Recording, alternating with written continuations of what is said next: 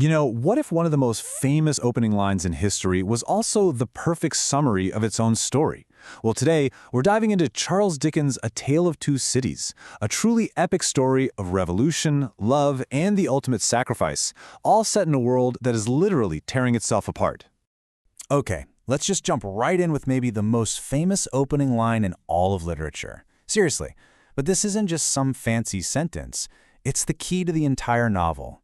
Dickens is painting a picture of a world of complete and total contradictions, a society at war with itself, and he's setting the stage for some seriously explosive events to come.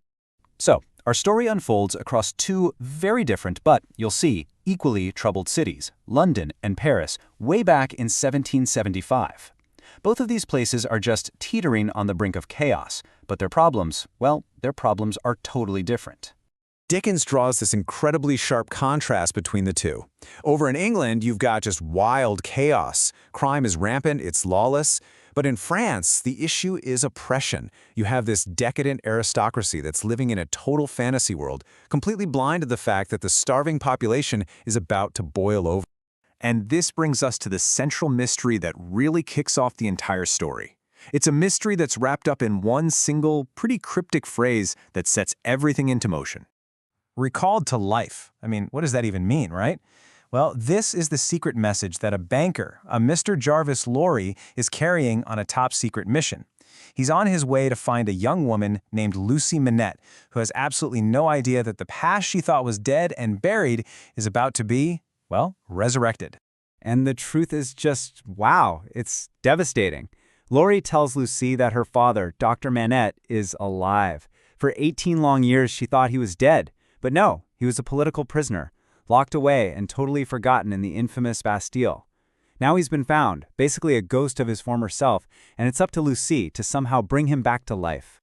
All right, let's fast forward 5 years. We're in London now, and this is where the lives of our characters really start to get tangled up. And right at the center of this complicated web is Lucy Manette, who Dickens calls the golden thread that binds all of their fates together. So here we meet the two men who are going to shape Lucy's entire future. First, there's Charles Darnay. He's an honorable French aristocrat who's on trial for treason. And then there's Sidney Carton, a cynical, brilliant, but totally washed-up lawyer. And here's the twist. They look almost identical. Their lives get tangled up for good when Carton uses their crazy resemblance to save Darnay in court. And this moment is just a chilling bit of foreshadowing. As a literal storm is raging outside, Sidney Carton gets this feeling. He senses a metaphorical storm on the horizon, a storm of revolution that he just knows is going to sweep all of them up in its fury. And that storm he's talking about? Yeah, it's gathering just across the English Channel. Back in France, the incredible arrogance and cruelty of the rich are pushing the common people to their absolute breaking point. This scene is one of the most powerful in the entire book. A giant barrel of wine shatters in the street, and the poor, starving people of Saint Antoine just drop everything to rush over and drink it from the muddy cobblestones.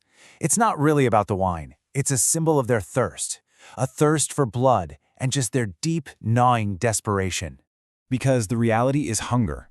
It's this living, breathing force stalking the streets, while aristocrats like the cruel Marquis Evremond, who happens to be Charles Darnay's uncle, are racing their carriages through the city, running down children without a second thought.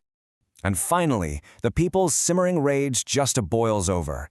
The Marquis is murdered in his own bed, a knife through his heart, with a note signed Jacques, which is the code name for the revolutionaries. The first drop of aristocratic blood has been spilled, and now the revolution is no longer a question of if, but when.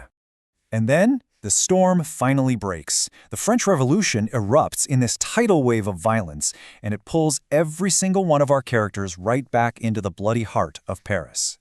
So the storming of the Bastille unleashes centuries of pent-up anger. But in the middle of all this chaos, the revolutionary leaders, the Defarges, direct the mob to Dr. Manette's old prison cell. They're not just looking for a symbol, they are looking for a weapon, a document he left behind that's going to have devastating consequences. Vengeance becomes the new law of the land, and its symbol is this terrifying machine, Lot Guillotine. It actually becomes an object of national worship, the national razor that delivers swift, brutal justice.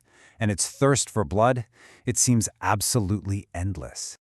And here's where Darnay's honor becomes his downfall. He feels this duty to go back to Paris to save a loyal servant, but he's basically walking right into a trap. The revolution, you see, doesn't care about the man who gave up his title. It only sees the hated name Evermond. He is arrested on the spot. So, with Darnay condemned to die, sentenced by the very people he tried to help, the story just races toward its stunning, tragic, and believe it or not, redemptive conclusion. The final, devastating blow comes from the past itself. That document they found in Dr. Manette's cell, it's a letter he wrote in his darkest moments, detailing the horrific crimes of the Evremond family and cursing them to the last of their line.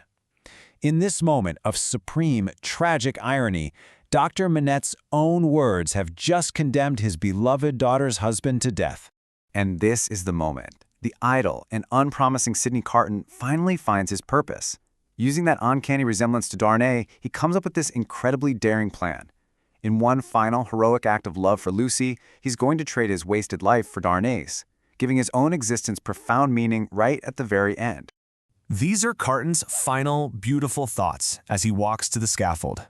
In this one single act, he redeems a whole lifetime of cynicism and despair.